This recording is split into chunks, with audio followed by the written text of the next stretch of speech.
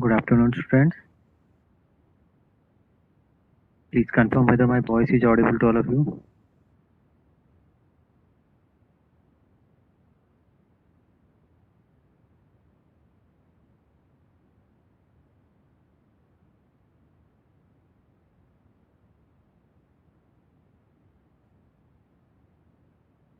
Also, please confirm whether the screen shared by me is visible to all of you. Yes, sir. Thank you. Still, ma'am is on leave. That's why I'm taking a class. So, last class perhaps we have completed experiment number 8 and 9. And today I will try to complete the last two experiment because the next class there may be some exam or something else, additional test or something else. So that's why I will try to complete all this experiment number 10 and 11. So first of all, let us go for experiment number 10, which is basically the study of construction of DC machine. So here you can see the cross-sectional view of a DC machine. Okay.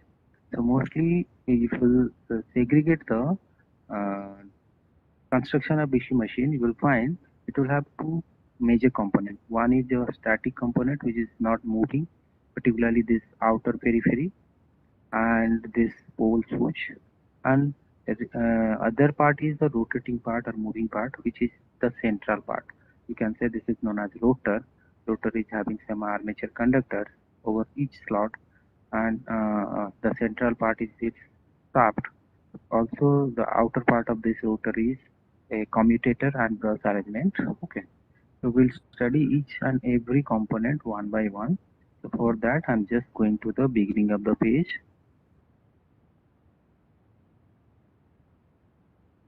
Today we'll start with experiment number 10, which aims to understand construction and working of DC machine. So mostly for studying this, we require the basic knowledge of magnetic circuit, Faraday's laws of electromagnetic induction, Fleming's both hand rule. That means left hand and right hand rule. Okay. And for terms of apparatus, we'll take one machine of 2.2 kilowatt, 220 volt DC machine, and we'll try to find its internal parts and its construction. Okay. So let us start with the theory. Basically, if you'll see the major parts of DC machine, will simply segregate those into two parts. One is a static part and another is a rotating part. The static part contains its yoke and pole switch, and the rotating part starts with rotor, where the rotor is having commutators, shaft, and also armature conductors. Okay, all those things. So let us discuss one by one. First, let us go to the stator. Stator is the static part which is not moving in the machine and which is normally divided into two major components. One is a yoke, what you are visualizing in this figure. Okay, and another is the poles. Okay, so mostly if you see the yoke is made up of metallic body which provides a housing for the entire machine, and this is the outer cover of that, where you will find that some heat type structures are there which is being used to mount the machine in a specific height. Okay, and also it provides a mechanical support to the entire machine. With it, you will have a terminal box where all these winding connections will be there. If it is a generator, it will just generate power and that will be extracted from this terminal box. If it is a motor, we have to give a DC supply through this terminal box. Okay, and similarly, it will have one complete frame which will include the metallic yoke, and there will be provision for arranging the pole switch across this particular yoke. Okay, so let us see how the pole shoes are looking like. Particularly, this is a, typical diagram of pole shoe. Okay, and if you see its 3D view, this is a 2D view. If you see its 3D view, you'll find the yoke is like this, and it is not a solid one. It is made up of thin plates, the same structure, thin plates, and they are insulated from each other. Okay, and they are being stacked to form a single pole shoe. Okay, and here there is screw, means your screw holes are available where you can mount this particular pole shoe over the yoke. Okay, and it will be fixed by this screw. Two north positions are there. Okay, and particularly this location is the winding location where you will find the field winding will be available. Okay, the field wire will be coiled over there. These are the field coils. Exactly, the field coils are copper coils, copper insulated coils. Okay, they are being mounted over the field pole. Okay. And if you see the cross section of the complete stator of the machine, this is the stator of a DC machine. Its outer covering or metallic body is known as yoke.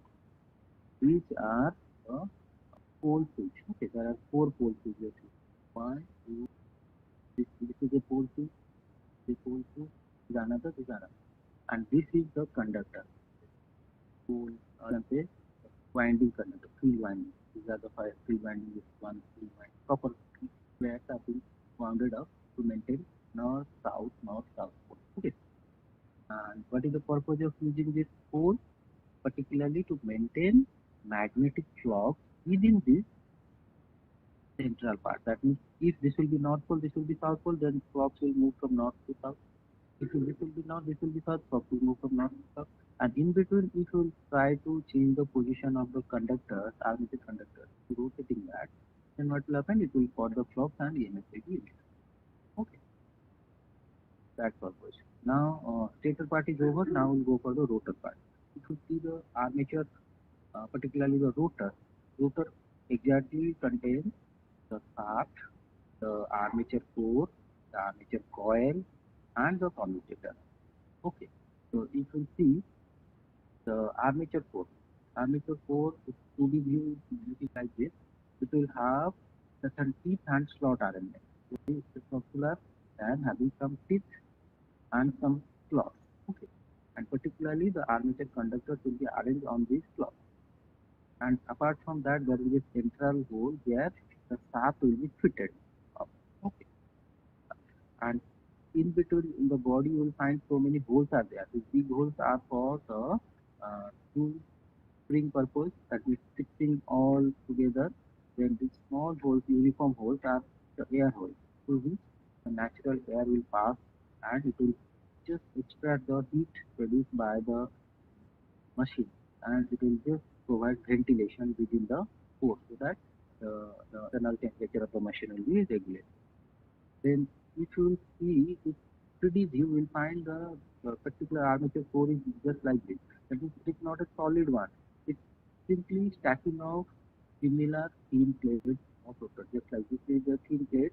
Okay, so these metallic plates are insulated and stacked one upon another to just prepare one armature core. And if you see the teeth arrangement is there, in between two teeth there is a slot, and in this slot the armature conductors are being arranged. Okay. And in this hole there will be the shaft.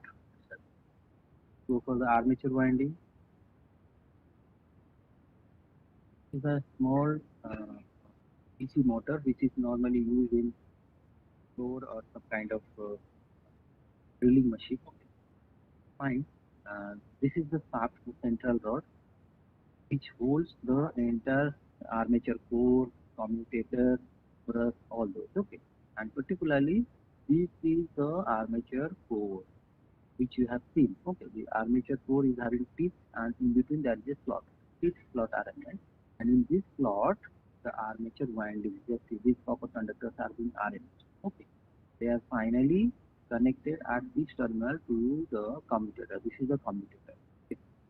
Commutator is being having that much of slot, how many conductors or parallel lines are available. Okay, set of conductor will be connected to the commutator. And particularly this commutator plays a important role in diffusion. Exactly, since we know, as per the Faraday's laws of electromagnetic induction, while the magnetic field will be maintained within the core and the armature is being provided with some mechanical input, so it will rotate. So definitely each conductor will experience a variable flux over that. Because of that, there will be some EMF induced over this coil, and this EMF will be minus N d phi by d.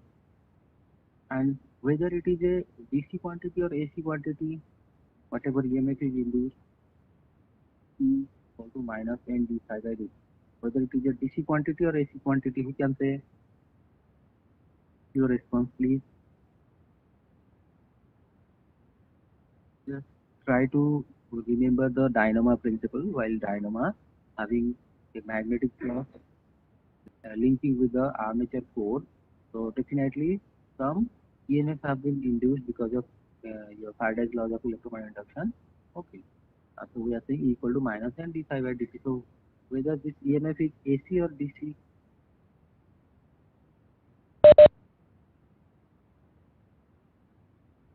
anyone else? Is it DC or AC?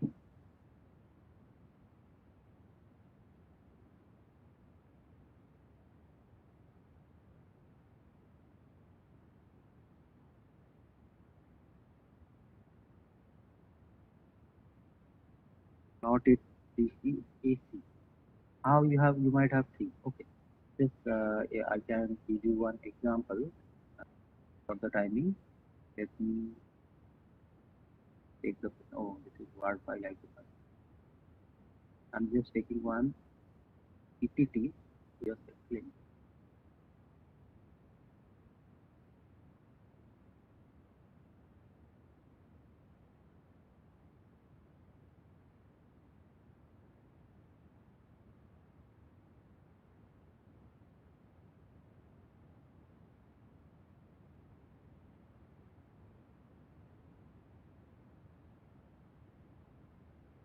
Just see. So exactly there is a north pole and south pole intent. Anyhow, it may be a permanent magnet or some electromagnetism iron. So because of that, the process will link from north pole to south pole. And if I will arrange some conductors, armature conductors, okay, they will be moved. Shaft. So if I'm giving some mechanical input to the shaft, so it will rotate this one. Constantly flux is linking. So what will happen because of the motion of this? So this particular conductor will experience some hot influx, some flux will be cut by this, so that's why there will be some 3 pi by dc for the conductor. With respect to time, there will be change in flux. And if this is only one conductor, the EMF in this will be d phi by dt. If it will be n number of conductors will be there, so definitely n times d phi by dt will be there, and that will oppose the force. So that's why the EMF will be equal to minus n d phi by dt as per the Faraday's law of electromagnetic induction. And this minus sign is because of the Lenz's law that you have studied in physics. Okay. And exactly it will see while this particular force armature is parallel to the flux. So what will happen? There will be very less amount of parallel means angle is zero. So the angle of this plate and the flux relative angle is zero. Theta is zero. At that condition, what happens? We are getting flux. If I'm taking EMF, okay, my EMF with respect to t or theta. While it will be exactly parallel to this. So no flux will link to the coil. All the fluxes will move north pole to south pole. So that's why EMF will be d5 will be 0. So d5 by dt will be 0. So getting 0 EMF. But once we will make it some angle of elevation, okay, like this, some angle of elevation will be there. Suppose there is a small angle theta. Because of that, the EMF induced will be realized sin theta, or what you are saying. Because of this, there will be small change in flux. Small change in flux means EMF will be very small. That may be like this much of EMF here. Okay.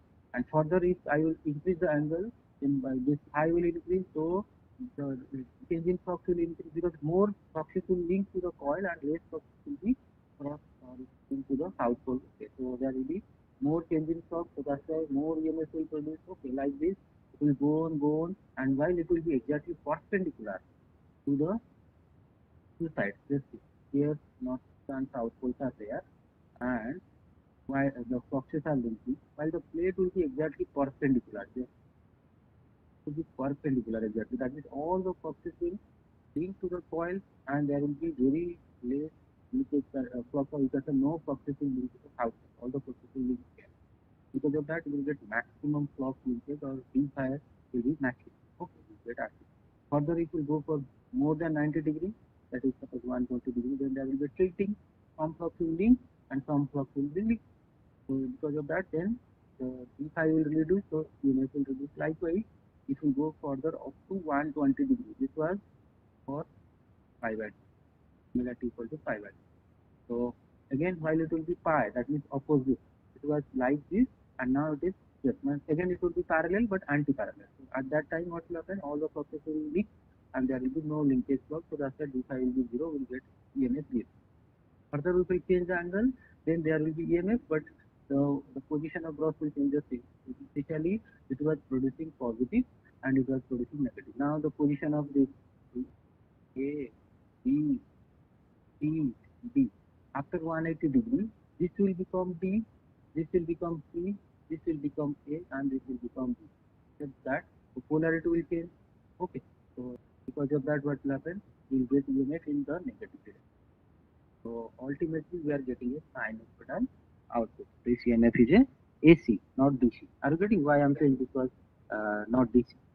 Is it clear to everybody?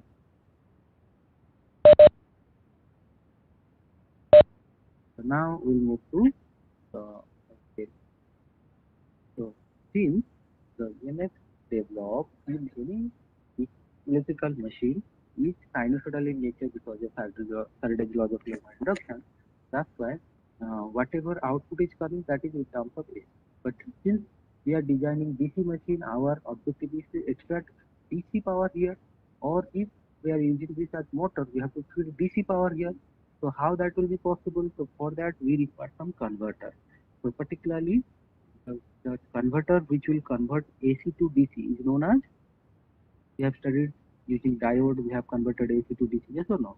So diode bridge is used for full wave rectification, or single diode is used for half wave rectification, yes or no? So that device is known as what?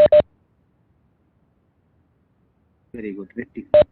Same way here, we need a rectification device so that this generated AC, whatever is generated over this coil, that will be available as DC at the terminal. So that's why we are using this commutator. The commutator is simply a mechanical rectifier.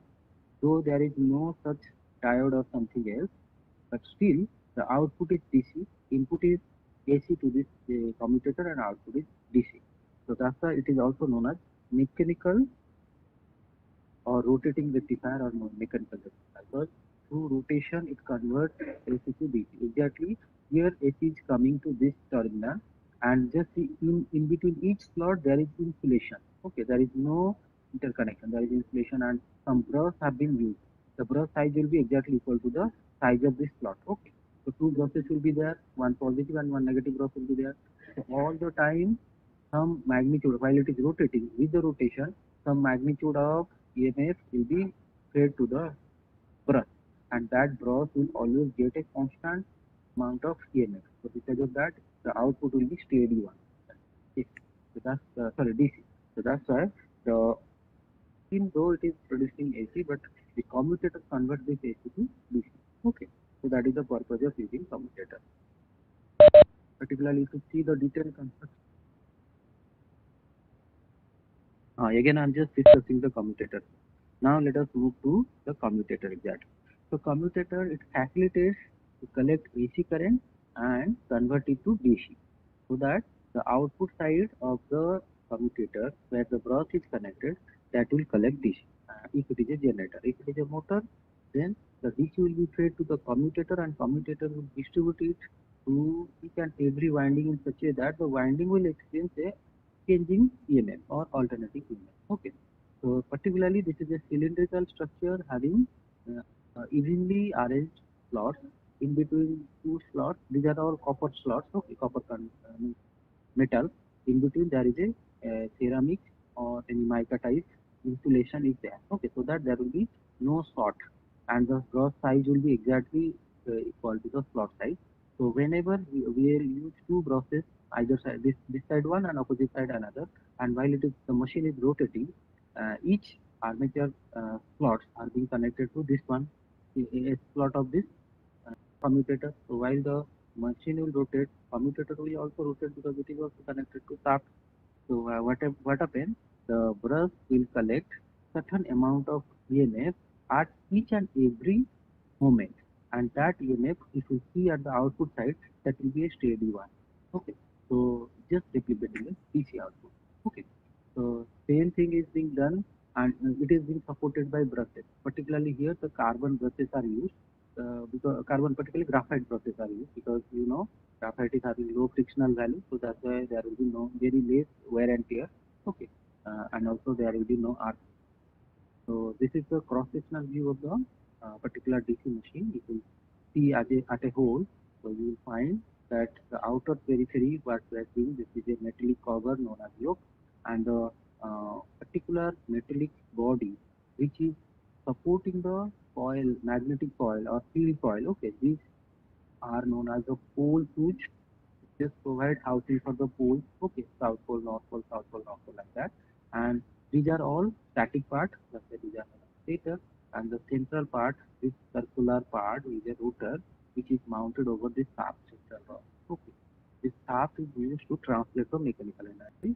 And this commutator with this brush, blue brushes are there. One brush is here at the top, another brush is here at the bottom. Okay, so these two brushes will either extract DC from the machine or will provide DC power to the machine depending upon whether it is generating or motor. Okay. And this armature core having some teeth and slot armature, and each slot will have some armature conductor. Okay. Based on that, while it will rotate, so this foxes, which is linked just in the dotted line, so is the fox movement of fox from north pole to south pole, from north pole to south pole, again from this north to this south, this north to this south. Okay. What will happen during this scenario? This armature conductor, they will cause these fluxes. So depending upon the amount of fluxes, the unit will be induced about this armature coil, and that will be exactly collected by this commutator slot. And this brush will just collect. So definitely it is providing some amount of AC, and this is also providing some amount of AC. So those two will be combined here in brush to do the stereo. So it is providing some less than peak value.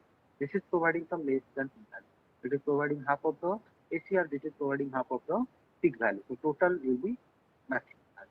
So we'll get a DC. Always we'll get a constant DC output. Okay.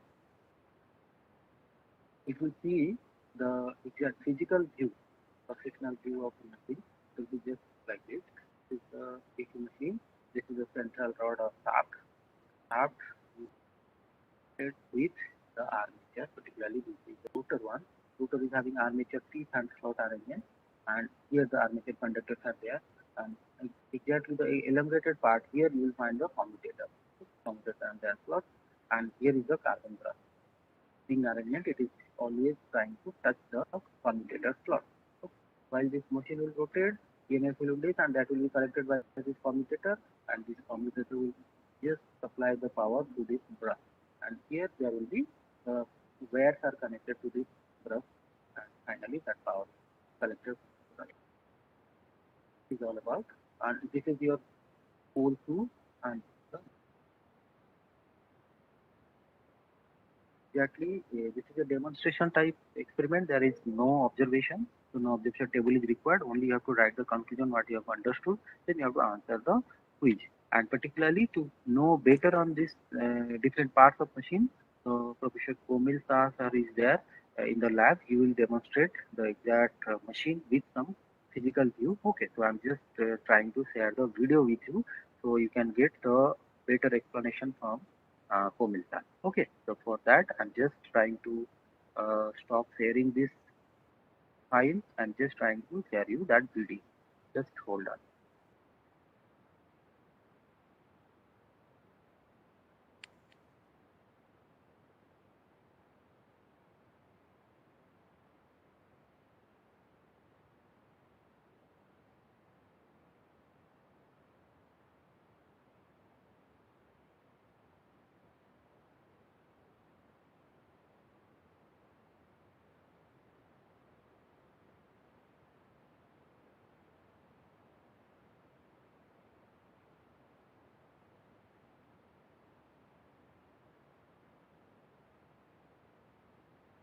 Please confirm whether the voice is audible to you or not.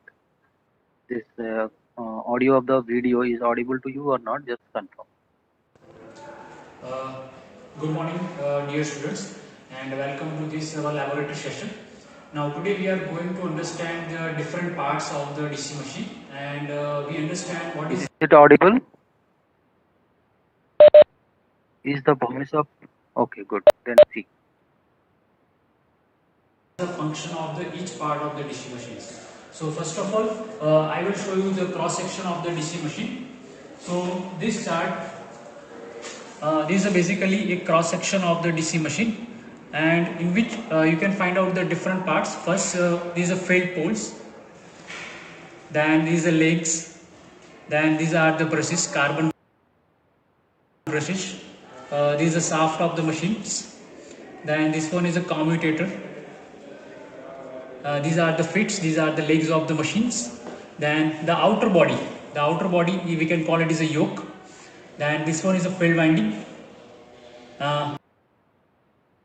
This is the armature which is rotating, and these are the conductors. Now I will explain you the each part of the machine. Now first we can start with the yoke. So the first part we can start with the yoke. So this is a yoke. So yoke we can call it is the outer body of the machine.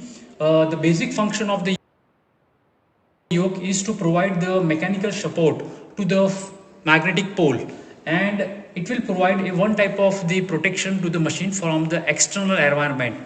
And the basic function of this yoke is to complete the magnetic path. So it is normally made of the cast iron in a smaller machine, and it is made of the cast steel in a larger machine. So this is one type of frame we can call, and on this frame we have a terminal box. So what are the terminal we can taken out from the machine? It is at the upper side of the terminal. Now I will show you the real yoke on the cross section. So this is a yoke. This is a cross section of the DC machine, and this part we can call it is a yoke. So this is the outer body. Here it is a cut view. This is the outer body of the machine, and this we can call yoke. Now the basic function that I have already described, the function of this yoke is to support the pole. So you can observe it here, this pole, this is a pole, and this pole is supported by this rivet. So by this nut, this yoke will provide the support to the magnetic pole. And what are the flux generated by this north pole? It is travel from upward to downward, and this will provide the closed path like this one. So the basic function of this yoke is to provide the mechanical support to the magnetic pole, and it will provide the closed cover from the external environment, and it will provide the closed path for the magnetic circuit. So this is a yoke. Now we can go for the next part. Now the next part is the pole core. Now this is a pole core. Now in every machine, we know that in every machine we require the magnetic field. Now this DC machine can be either a DC generator or DC motor. Now in case of we are running this machine as a DC generator, it has to generate the magnetic field. So this magnetic field will be generated by this pole. So this pole is made of the number of laminations. So actually this is not a solid core, solid pole. It is made of number of laminations. You can observe it here. These are the thin laminations we use. I will show you the laminations. So these are the laminations. So except these laminations are not used.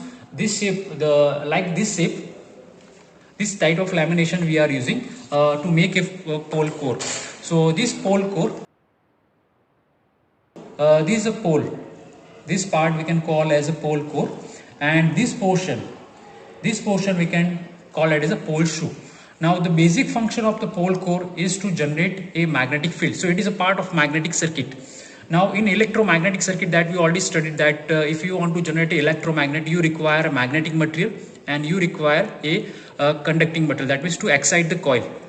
So here this is a magnetic material. It is made of the cast iron or cast steel, and these laminations are thin lamination. It is a thin lamination. It is of thickness of about 0.1 to 0.2 mm, and the number of laminations are combined together and they are riveted, and it will form a solid core, pole core. Now the function of this pole shoe is to spread the flux inside the machine. So you can see that the area of this pole shoe is very larger compared to the upper part. So this is a curvature area. So function of this pole shoe is to spread the flux inside the machine. Now I will show you the real pole shoe. Now in this cross section, you can observe this is a pole. This portion is pole, and this is a pole coil. This is a pole coil. It is a cut view. Actually, it is a cut view. That's why it is a cross section. So this is a pole. Now this pole, for example, we are assuming that here is north pole, and here it is a south pole. You can observe it. Here is a south pole. This is a pole, pole shoe. So this is a pole shoe, and this is a pole field winding. This field winding is insulated by the insulating materials. Now here it is a two-pole machine, so that means this is a north pole and this one is a south pole. So the magnetic flux will be generated by this coil. This is a copper coil. This coil is made of the copper, and this is a magnetic material. So the coil is wounded on the magnetic material, and when we will excite with the DC supply, the magnetic field will be generated, and this magnetic field will be traveled from this north pole to south pole. Is it clear? Actually, now next I will show you the pole coil. Now after manufacturing this pole core, we have to fix the pole coil, or we can call it the field coil. So normally we use the field coil or pole coil. We use the two words. So on this pole, we have to put a field coil. Now when we are exciting this field coil with a current, so this is actually a DC machine, that means we have to supply this coil with the DC supply, and when we are applying the 220 volt DC, this field coil will generate a magnetic field. So by use of this combination of this magnetic material and by this coil, the pole will generate magnetic flux, and that flux will be coming out from this pole faces. This is a pole face. From that the magnetic flux will be coming out. Now this magnetic flux, now this pole will be supported by this yoke. So after the combination of this pole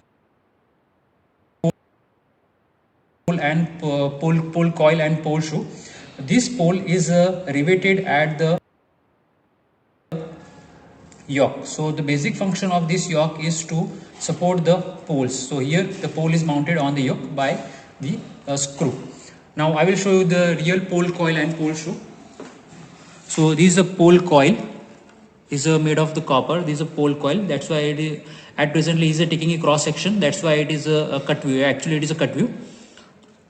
And real pole coil you can see here. It is a circular coil. You can observe it. It is coming from the back side, and it is this is one side of the coil, and it is go backward. So it is surround the whole pole. This pole coil, it is surround the whole pole, and the basic function of this pole coil is to generating a magnetic field inside the machine. Now the next part is the armature core. Now as we know that in a DC machine we have a basically two parts, magnetic circuit and conducting circuit. Now the magnetic field will be generated by this pole core and field winding. It is generated by the field winding and the conductor. Now the armature, this is the armature. It is also made of this type of laminations. So here is one lamination, you can observe it. Is a one laminations, and this number of laminations combined together, it will form a solid magnetic armature core. Now in each lamination you can observe this white portion is a slots and a blue portion is a teeth. So throughout the periphery you can observe the number of slots and teeth. Now in these slots we have to put a windings. We have to put a windings of copper winding we have to put. So throughout the periphery we have to wound the armature with the windings, and it will form a core. It will form a armature core with windings. Now I will show you the real armature. Now you can observe it. This one is the armature.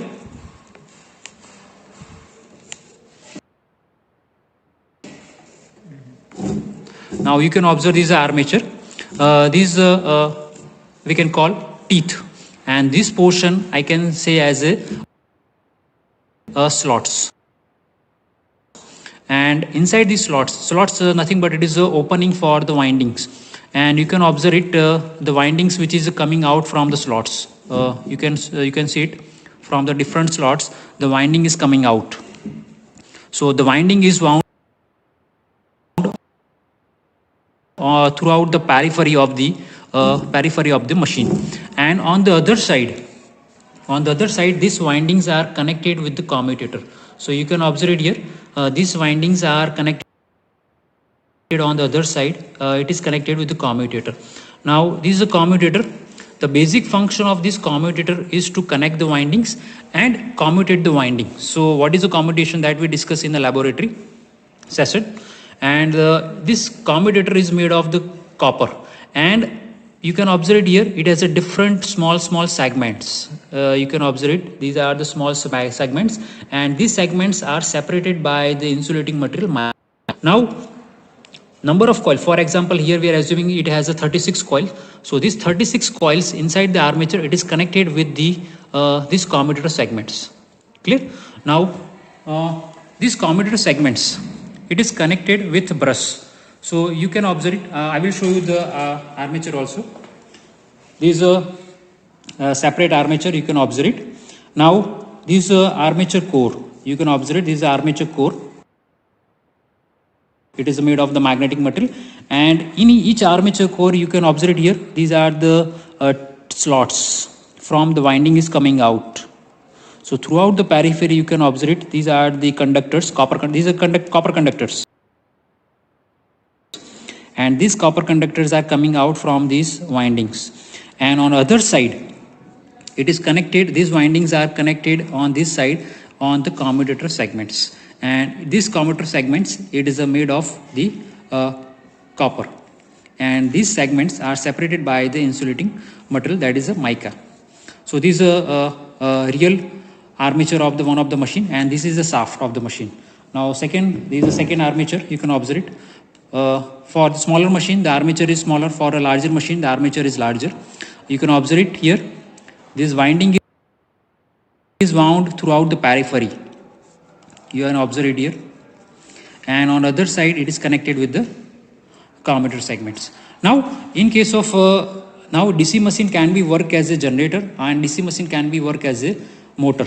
Now when the machine, this DC machine work as a generator, we have to provide the mechanical energy and the electric energy will be generated. Now what are the electric energy will be generated according to the Faraday's law? It is generated inside the armature, and this electric energy is taken out from this commutator by use of two brushes. And similarly, if we work this machine as a motor, we have to supply the electric energy and it is converted into the mechanical energy. So the basic this DC machine can be work as a DC generator, and this same machine can be work as a DC motor. So if you want to work as a DC generator, you have to provide the mechanical energy to the armature, and if you want to run this machine as a motor, you have to provide the electric energy. So now I will show you the brushes. What is actually brush? The basic function of this brush is actually a stationary part, and this brush is actually fixed on the specific position on the commutator, but actually the commutator is rotating. For example, you can also you can assuming this my two finger as a brush. So brush is like this one, like my finger, the brush is positioned like this one, and the commutator is rotating, and these brushes will provide the energy, electric energy to the coil. And if it is generator, it will take out the energy from this coils. So now I will show you the real brushes in this cross section. So this one is a brush, this one is a brush.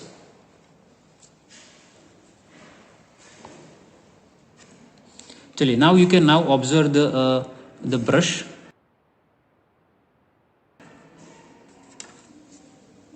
This is a brush, and second brush you can observe it here at the bottom side. This one is a brush.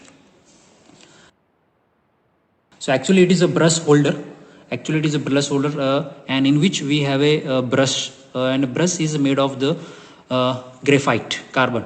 Now why we are using the graphite? Because graphite is one of the soft material.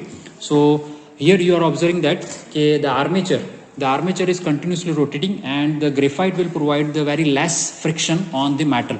So that's why here in the brush we are using the graphite as a carbon brush. So this is all about the cross section of the DC machine. So I will repeat. This one is a yoke. These are the field poles, and these are the field windings. The function of the field winding is to generate the magnetic field, and this magnetic field will be traveling from north pole to south pole, and it will cut the magnetic field. So according to the Faraday's law of electromagnetic induction, the EMF is generated inside this conductor. Is it clear? So either you can run this this machine as a generator, and either you can run as this machine as a motor. And this is armature. This armature is a rotating part. Clear? And the second part is commutator and brush. So these all about the parts of the DC machines. So this is a brush holder. I have shown you. This is a carbon brush holder. This is a brush holder in which the brush we are putting, and it is connected with the commutator. And this is the frame of the coil. So these are all the parts of the DC machines. So thank you very much to all of you for this session. Thank you very much.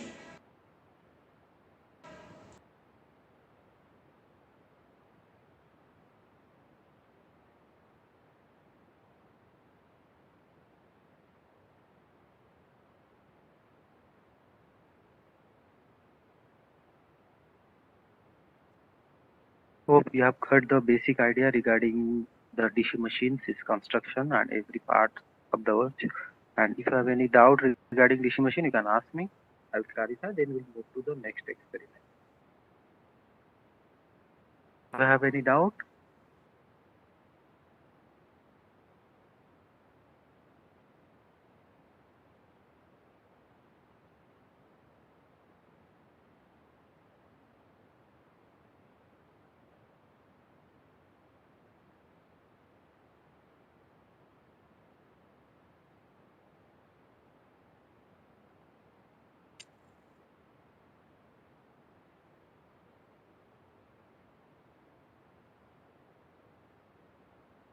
Then our next experiment is the very important experiment, because here we have to demonstrate the characteristics, along with we have to see how the solar cell works. Okay, so the objective is to plot the voltage current characteristics of PV curve, and also the PV curve of solar cell, and we have to find the maximum power point efficiency of a given solar cell. Okay, so before that we should know how solar cell works, what is a solar cell, how it works. Okay, so for that let us start with the basics.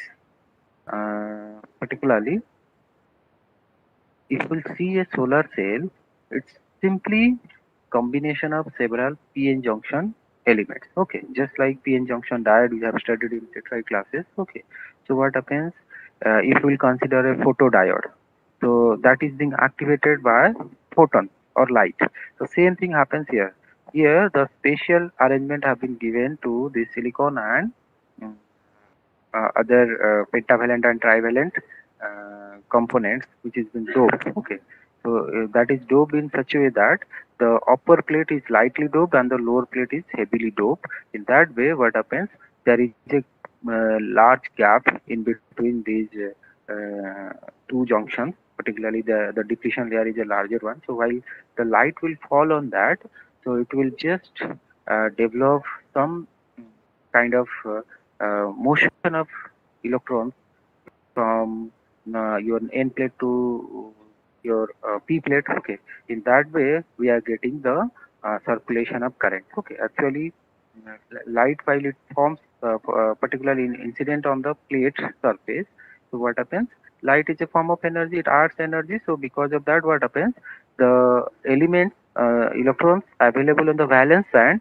they get that much of energy which is sufficient to jump from its valence band to your conduction band. Okay, because of that, conduction takes place. So same concept what we have studied in the diode case, PN junction. Okay, same thing is being applied here. Okay, so exactly solar panel is not a single PN cell, PN junction cell. There are combination of several cells in series and parallel just to maintain a particular power output. Okay, exactly if you will use a single solar cell, it will produce it will be producing the voltage of 0.5 volt. Okay, so which is not exactly suitable for powering any devices. So what we need more cells to be connected in series, just like we are using battery in our torch, normal pencil battery torch. Okay, so the actual requirement for the light is 3 volt, and each pencil battery what is available in market is of 1.5 volt. So what we are doing, we are just using two battery back to back. Both the battery are connected in series, so once positive is connected to another negative. So what happens? The voltage adds on. So 1.5, 1.5 are getting 3 volt and the light operates. The same way here in a solar panel, so many solar cells are connected in series back to back, so that the total voltage will be suitable for our load. Suppose we want to operate a 100-volt bulb. So for that, what we require? That if one cell is providing 0.5 volt, I need 200 cells or 200 solar cells should be connected in series, so that I can get 100 volt out. Okay, again 100 volt, but what is the current available, or what is the power equal to voltage into current. And what is the current available? One cell will also provide very low voltage and low current. So current may be zero point 0 0.1 milliampere. Okay, so that zero point 0.1 milliampere with 100 volt is not also useful, because 100 into zero point 0.1 millivolt, so it will zero point 0.1 milliampere. So that will be very small, power will be very small in milliwatt. Okay, so that is not useful. Exactly certain amount of power is required for energizing the device. So for that, what you require, we need to enhance the current. For enhancing the current, we are arranging some cells in parallel. While you are adding cells in series, the voltage enhance, and while you will add the cells in parallel, the current will enhance, because in parallel voltage will remain same, but current will add on. So here, so the same series string is being repeated in parallel path, and while that is being connected, so what happens? Suppose this is 1 milliampere, 1 milliampere, 1 milliampere. We need 5 ampere, or suppose we need 1 ampere. So 1 milliampere, 1000 parallel path will provide you 1 ampere. Okay, so now we are getting 1 ampere with 100 volt, or means 100 watt power is being available. We can run a 100-watt bulb comfortably. Okay, so exactly this, if you see the solar panel, so there will be so many cells connected in series and parallel to form a panel. Okay, so exactly this is the very similar one, just like a diode. Okay, so when light or photon incident upon that, so what happens?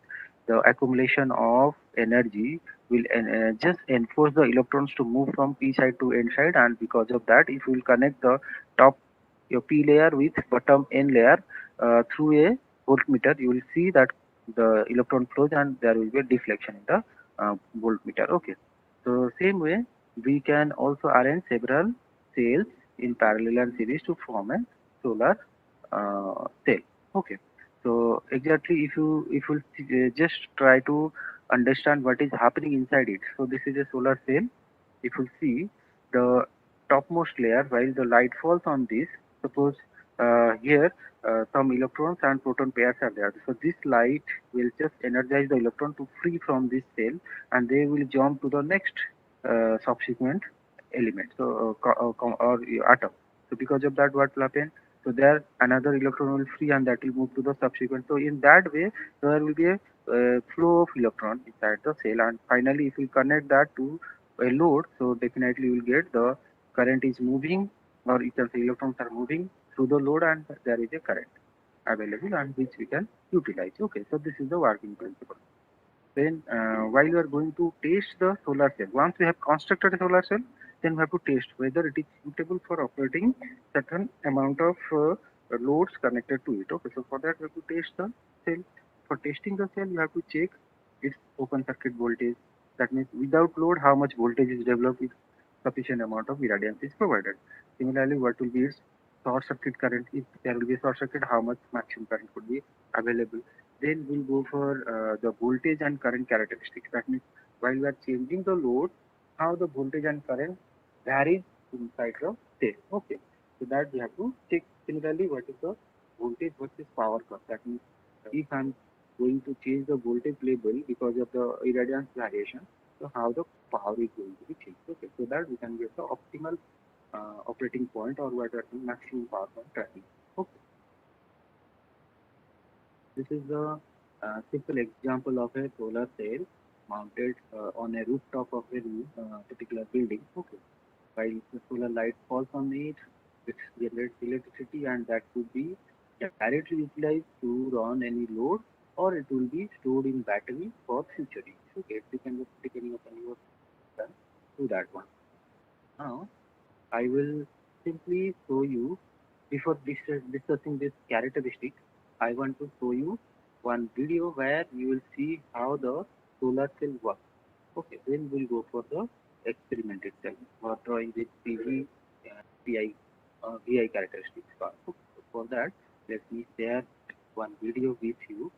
Just stopping sharing this one, but you will understand how the design and how it works. Share that one.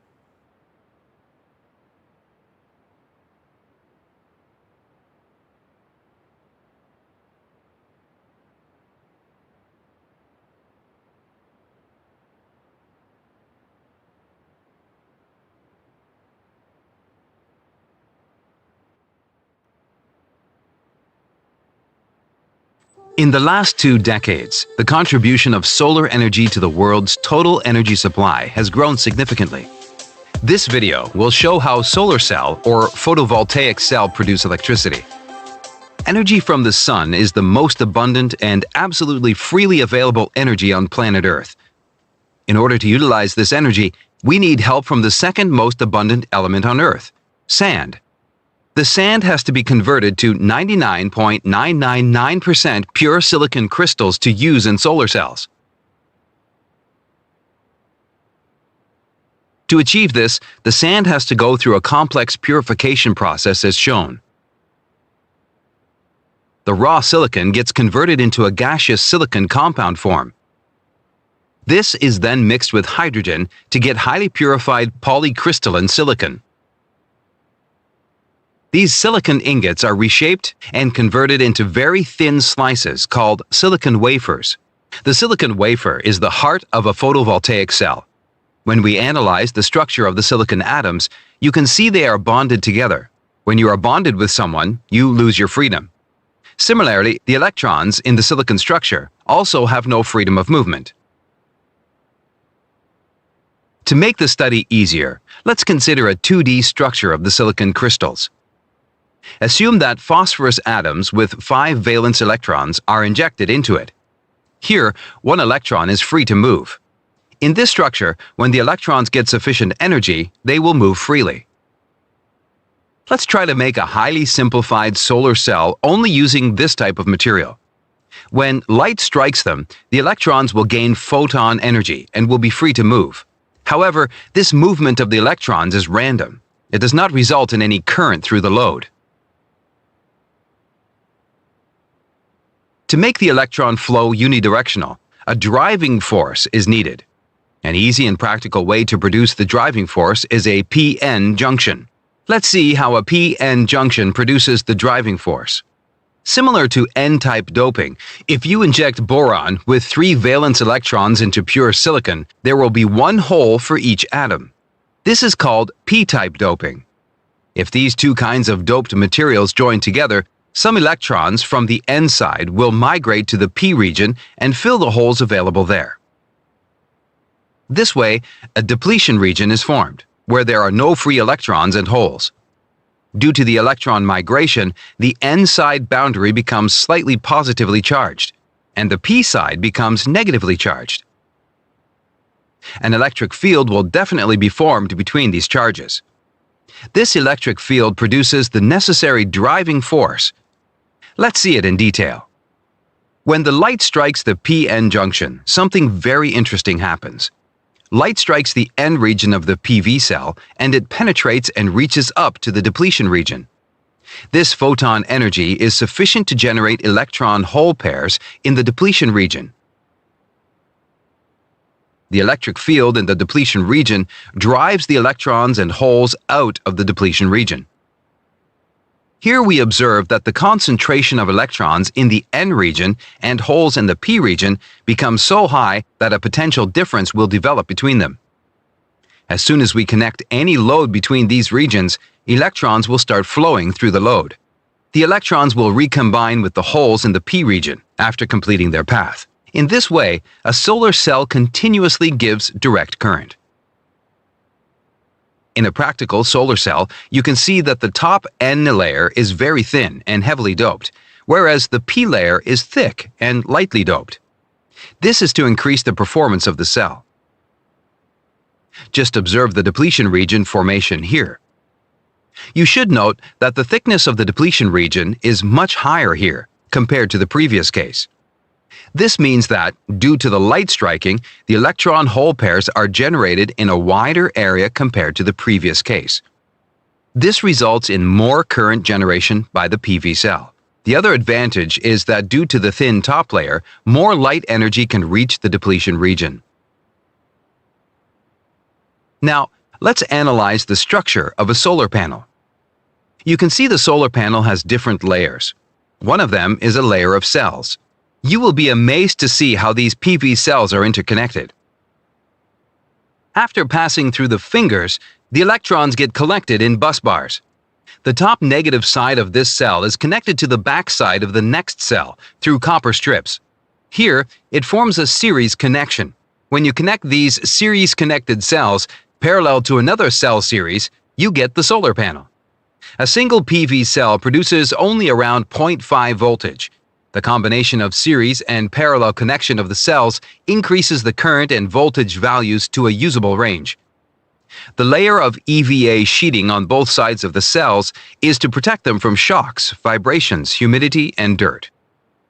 Why are there two different kinds of appearances for the solar panels? This is because of the difference in the internal crystalline lattice structure. In polycrystalline solar panels, multi-crystals are randomly oriented.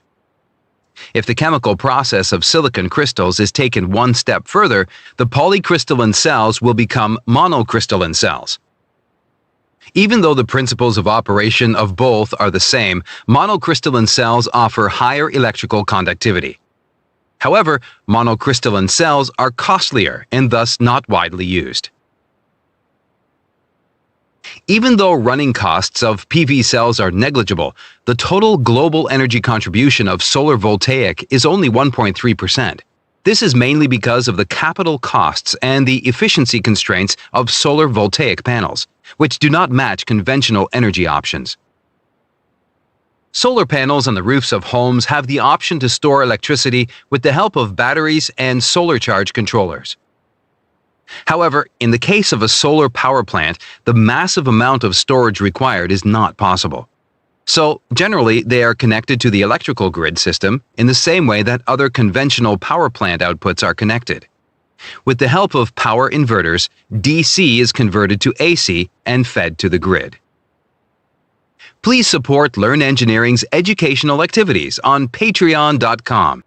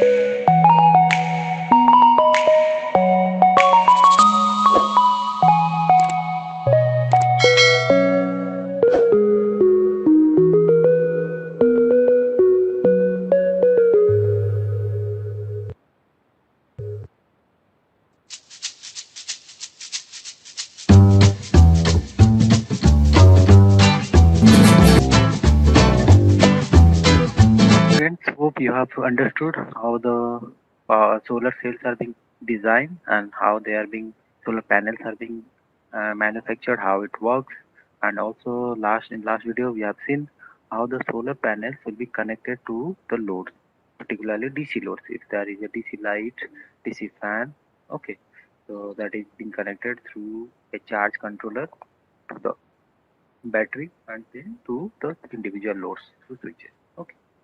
So now we'll try to focus on the characteristics analysis, that means testing of the solar panel. Okay, solar cell. So while you are going for testing of solar cell, we have to first analyze what is its open circuit voltage and what is its short circuit current. So open circuit voltage means there will be no load connected across the solar panel, and we'll try to connect one voltmeter across the terminal to check how much voltage is being produced for full input of irradiance. Okay, that is the open circuit voltage. Then we'll go for short circuit current. That means without any load at the load terminal, we'll just short the load terminal through a ammeter, and that ammeter will just show the short circuit current. So these two will define the particular means maximum generation that could be possible by the solar cell. Okay, then we'll go for its operating value. For the operating value, you have to study by connecting different loads. We'll just vary the loads, okay, and we'll see how much voltage and current is being drawn from the solar cell with a fixed irradiance. We are not going to change the irradiance. Okay. So in that case, we'll plot the voltage versus current curve. Okay. Voltage along x-axis, current along y-axis. Then we'll see how the output is being varied. Okay. For a particular irradiance, just see. While the irradiance is 1000 watt per meter square, so what we are saying the full sun. Okay. At that time, if we'll go for voltage versus current, if we'll change the resistances or load, so what happens for low loading condition? So current is maintained constant, only voltage is varying. Okay.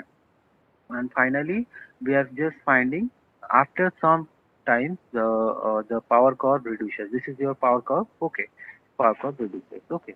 Similarly, if we go for half sun, that means 500 watt per meter square, again same thing happens. Pattern is same. Okay. So it always completes the variation at its open circuit voltage. Okay.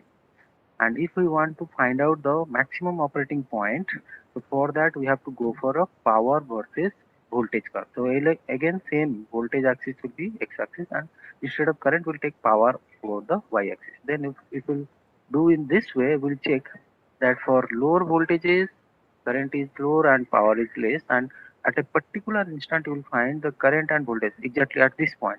Okay, the power output will be maximum. Further, if you will increase the voltage or current, then what happens? The power is reducing. Okay, and up at the open circuit voltage it becomes zero.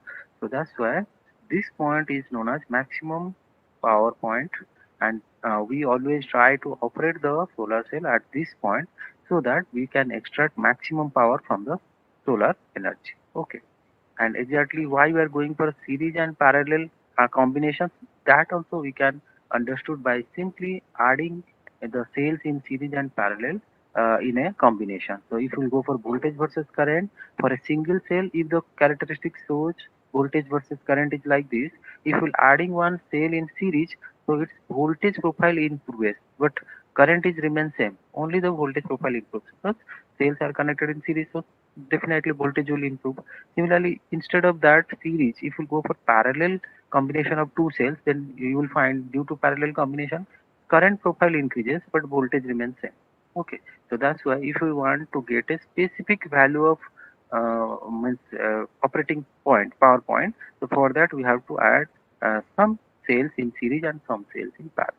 Okay, so exactly that will provide you the maximum power point operating point. Okay, so particularly for that, again, we have to go to the lab and we have to see this experiment, and exactly we have to perform this experiment.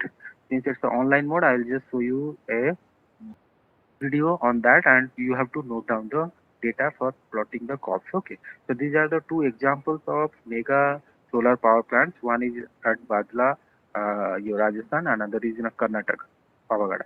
So this is being installed by the government of India. Okay, again, solar farm is simply the solar park.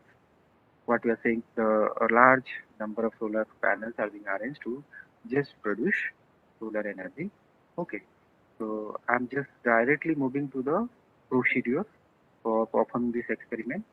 Exactly, we have to go for the lab where the solar experiment kit is available. Okay, so there the solar panel will be available. Different cells are connected in series and parallel, and their terminals are available.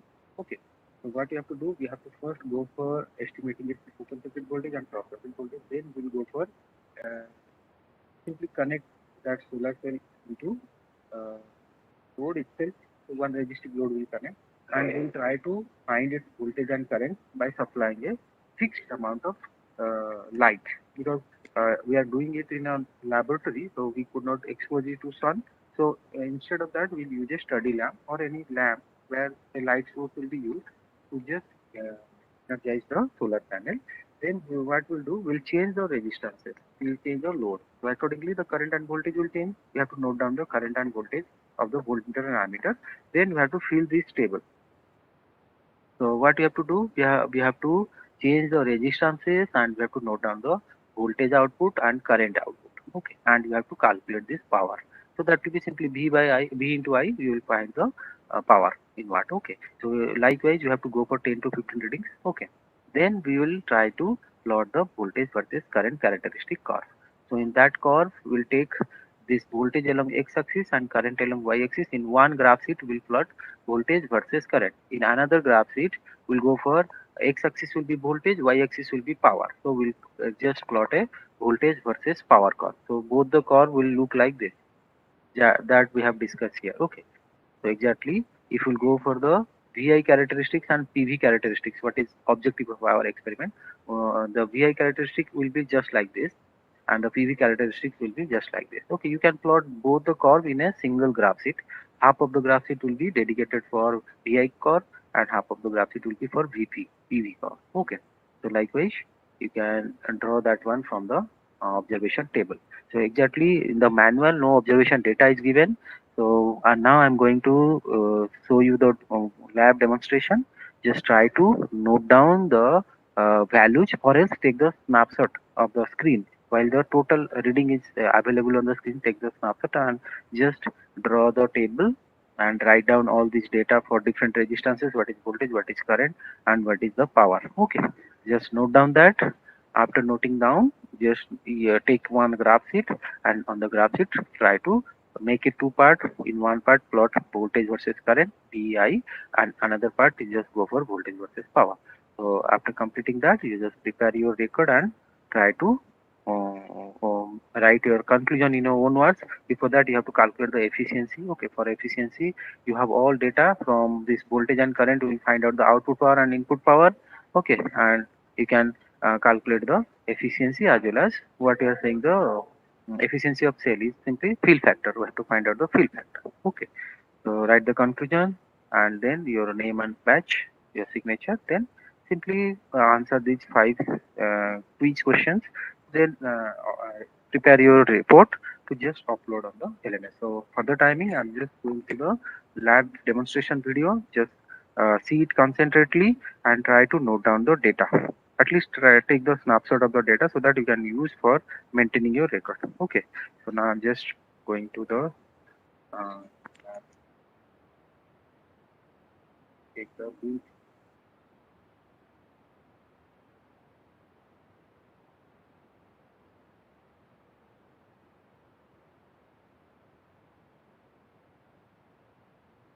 The video I'm just sharing with you chat box. You can see there, or else I will show you.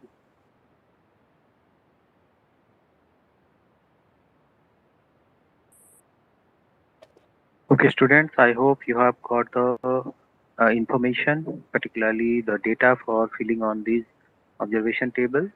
Then you have to estimate the values of this, so cell efficiency. Then you have to write conclusion in your own words, and you have to answer the quiz. Okay, in that way, you will prepare the report, and you have to upload the report before the due date. Okay, then it will be evaluated and it will be reflected on your grade sheet. Okay. So if you are having any query regarding these two experiments, you can ask. I will discuss. Otherwise, we'll wind up the class. And particularly, if next class will be there, then ma'am will conduct the viva, grand viva for all of you. So be prepared for all the 10, 11 experiments for viva to be conducted in next class. Okay. So if you are having any doubt in any part, you can ask me. I will clarify.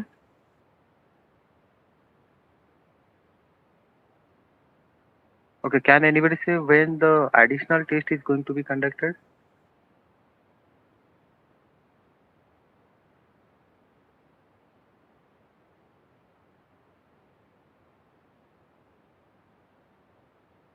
Am I audible to all of you?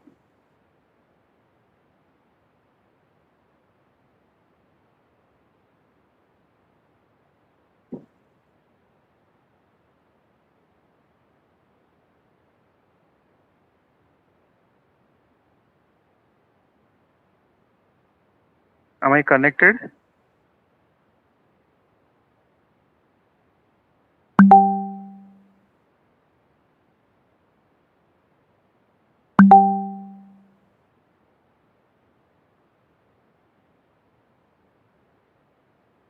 Okay, nobody is responding. That means I may not be connected to the system, to the internet. Perhaps there may be some internet issue. Nobody is able to listen me. So please, anybody, if you are able to hear me, just confirm whether my voice is reaching to you or not.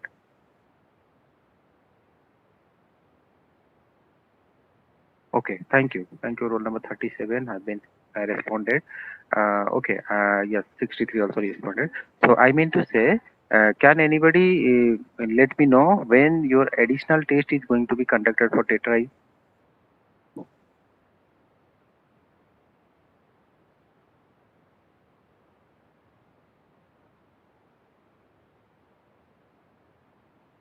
Okay, if you don't have the information, you may follow the mail because that has been notified through mail. Okay, you might get from that one. Perhaps it will be starting in the next week. Okay. So before that, you have to complete all the syllabus. Okay. Anyway, your EWP syllabus has been completed. Try to update all the lab report on the LMS. Okay. And then you just prepare for your exam, additional test, and also the semester exam, semester end exam. Okay. Again, you have to start. You have to appear the LPW exam from 7th onwards. Then next week of that, the end semester exam will be there. Okay. So hope all of you will get good grade. So for all of your exam, wish you a very uh, all the best for your exam. Okay. Have a good day. Thank you very much for joining the class.